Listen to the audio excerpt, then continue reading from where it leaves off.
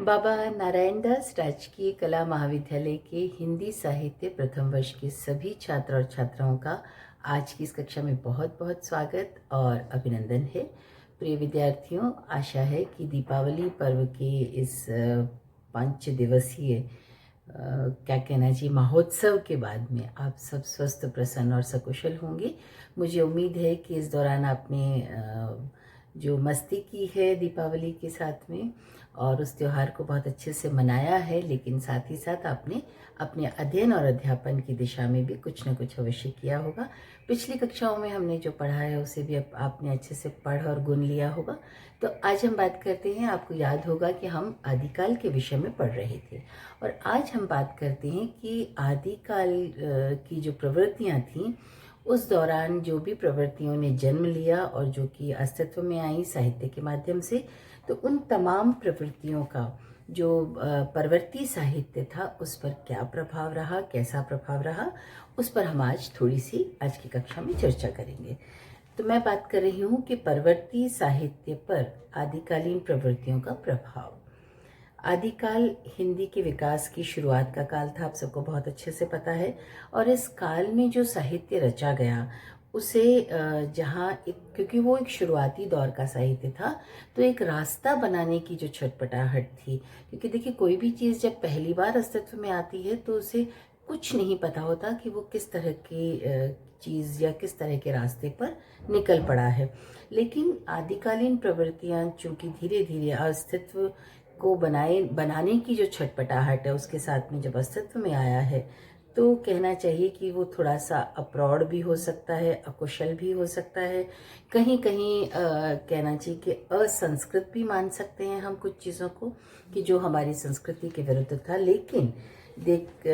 कुल मिलाकर के अगर हम देखते हैं तो उस पूरे साहित्य के दौरान उसमें एक जो दिशा बोध का चैतन्य था वो भी वर्तमान था और उसमें जीवन के प्रति जो एक आसक्ति थी उसे बचाए रखने की जद्दोजहद भी थी और साथ ही साथ दृढ़ता के साथ में आदिकालीन कवियों ने अपने उस काव्य पथ का अनुसरण किया। कुछ मान्यताएं और परंपराएं मान सकते हैं कि क्षणिक थीं, वो उसके साथ वहीं समाप्त हो गई, लेकिन काल के प्रभाव में विलीन उन प्रवृत्तियों का भी एक अपना महत्व था उस काल के दौरान में। लेकिन कुछ एक जो मान्यताएं हैं जो परिपुष्ट हो गई थी, प्रौढ़ हो गई थी, वो प्रौढ़ता को प्राप्त करके वो प्रवृत्तियाँ परवर्ती साहित्य पर भी अपना प्रभाव डालती हैं और वो उस काल से संचरित होकर के आगामी जो साहित्य की प्रवृत्तियाँ थी वहाँ तक भी जा पहुँची हैं। इस तरह हम देख सकते हैं कि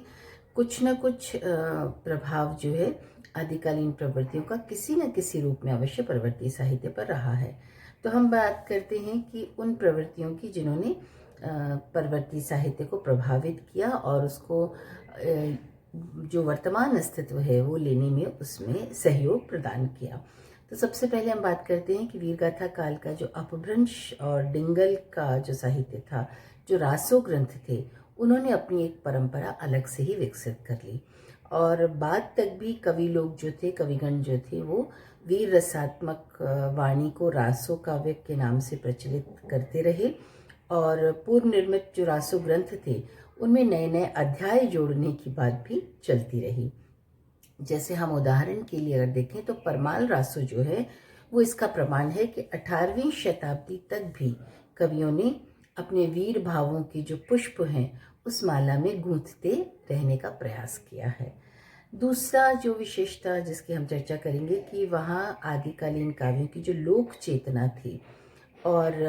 कहना चाहिए कि बिछुड़न की जो पीड़ा थी, विरहानुभूति की जो बात थी, वो भी भविष्य की रचनाओं में हम बहुतायत से देख सकते हैं। जैसे सिद्धनाथ, जैन और बौद्ध कवियों ने लोकगीतों की जो परंपरा डाली थी वो परंपरा आगे चलकर उत्तरोत्तर बढ़ती ही चली गई और इस तरह से संदेश रासक, रिसलदेव रासक में वर्णित जो विरह पीड़ा थी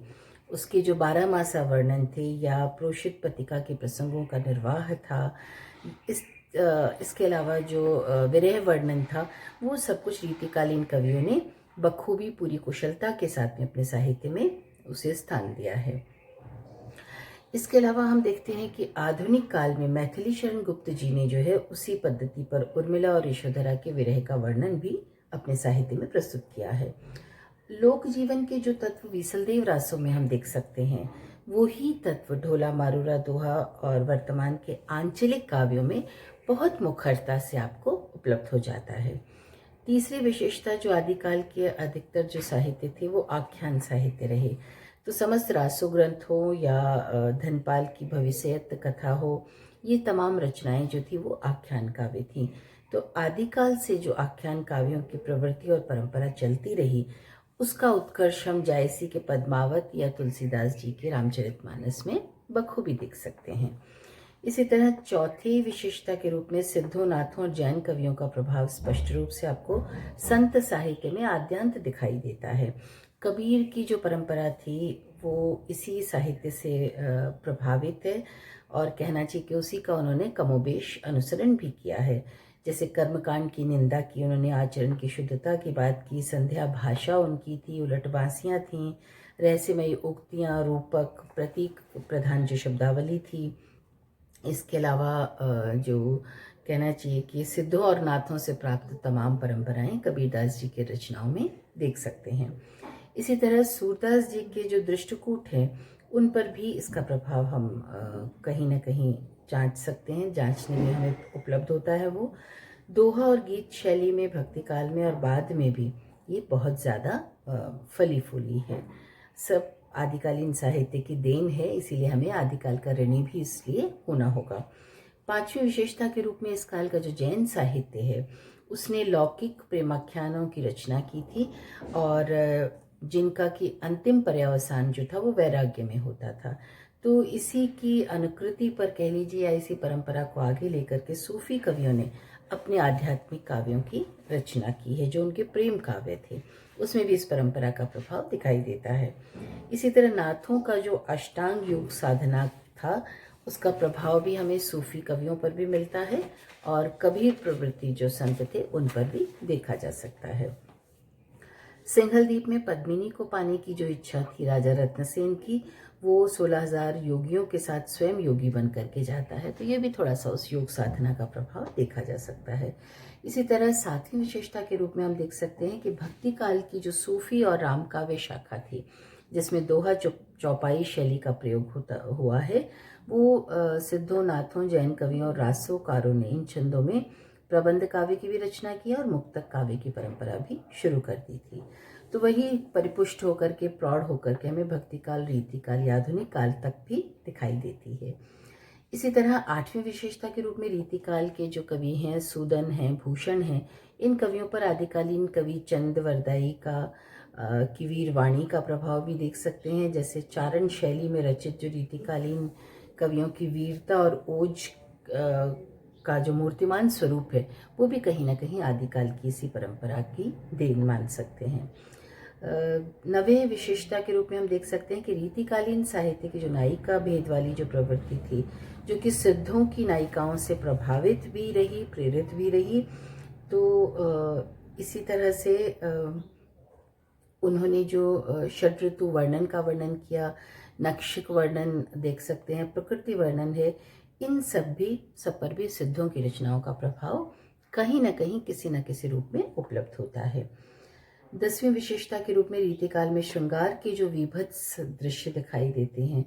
उनका उत्सवी सिद्धों के नारी चेतन उपासना, नारी की जो उन्होंने सहायता ली थी अपनी उपासना के दौरान, तो नारी सेवन उपासना और युगनद स्थिति की जो आध्यात्मिकता है उसका प्रभाव हम देख सकते हैं। भले ही काव्यशास्त्रियों ने श्रृंगार के ऐसे जुगुत्सा पूर्वक, इसे इसलिए कहा जाएगा क्योंकि श्रृंगार जैसे उसमें भी इन्होंने इस तरह का वर्णन विभत्स स्वरूप लाते हुए किया है, तो ऐसे चित्र को हम जुगुत्सा पूर्वक पूर्ण चित्र कहेंगे। तो ऐसे चित्र भी साहित्य के क्षेत्र में आ गए थे, जो कि एक कमी के रूप में हम देख सकते हैं। लेकिन रीतिकाल की लोक रुचि ने ऐसे काव्य को थोड़ा सा हवा दी, प्रोत्साहन दिया और उस रूप में उसे स्वीकार भी किया। 11वीं विशेषता के रूप में वीरगाथाओं के जो कवि हैं उन्होंने अपने आश्रयदाताओं की प्रशंसा में जो रचनाएं लिखी हैं, तो वो हमें रीतिकाल के साहित्य में भी और बाद तक भी दिखाई देता है।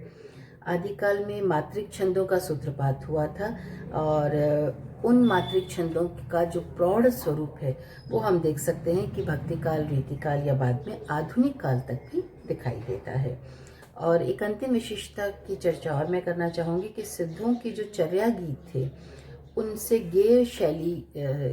जो है वो विकसित हुई, और गेय पद शैली में रचित जो बाद के कालांतर के कवि हैं उनमें कबीर, सूर, तुलसी, मीरा, भारतेंदु तक भी हम देख सकते हैं कि उनकी रचनाओं में भी इस प्रवृत्ति का, इस परंपरा का स्वीकरण हुआ है और उन्होंने उस पर बखूबी अपनी रचनाओं को लिखा भी है और वो फली फूली भी हैं। बहरहाल ये जो विशेषताएं थी कि आदिकालीन साहित्य की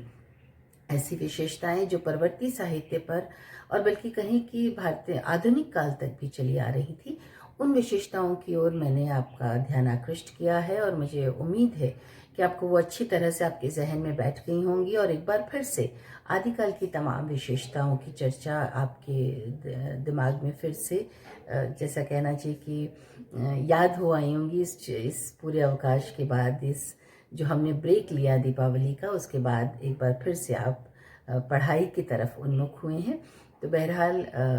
अब मैं आज की कक्षा यहीं समाप्त करती हूँ। तो आप सब अपने अपने घरों में स्वस्थ रहिए, प्रसन्न रहिए और अपने स्वास्थ्य का ख्याल रखिए, और साथ ही साथ अपनी पढ़ाई को भी हमेशा उसे याद करते रहें, उसे पढ़ते रहें, पढ़ाते रहें और अपने से छोटों को भी अपनी कक्षा में पढ़ाने का प्रयास करिए। और जैसा कि आप सबको पता है कि हमने हमारे यहाँ आयुक्तालय के निर्देशानुसार जो एक आनंदम प्रारंभ किया है अपनी कक्षा, अपने विद्यार्थियों के लिए, तो उस आनंदम का कॉन्सेप्ट भी यही है कि आप अपने से छोटों के लिए, समाज के ऐसे वर्ग के लिए कि जो कि कहीं ना कहीं हमसे हीनतर हैं या कहीं ना कहीं उनके पास सुविधाओं की उपलब्धता की कमी है, तो उन तमाम लोगों की सहायता करिए, उन तमाम लोगों को मार्गदर्शन दीजिए जो भी आपके संपर्क में आते हैं। क्योंकि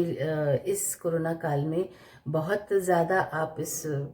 तरफ उन्मुख नहीं हो सकते, लेकिन फिर भी जो भी आपके संपर्क में है, आपके घर में है, आपके घर के आसपास हैं, उनकी सेवा किसी न किसी रूप में, उनकी सहायता, उनका मार्गदर्शन करते रहिए। क्योंकि ये जो पाठ्यक्रम है ये आपके लिए एक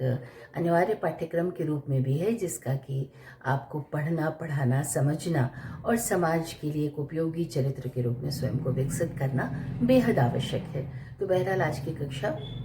मैं यहीं समाप्त करती हूँ। तो कल हम फिर से मिलेंगे, तब तक के लिए स्वस्थ रहिए, प्रसन्न रहिए। नमस्कार।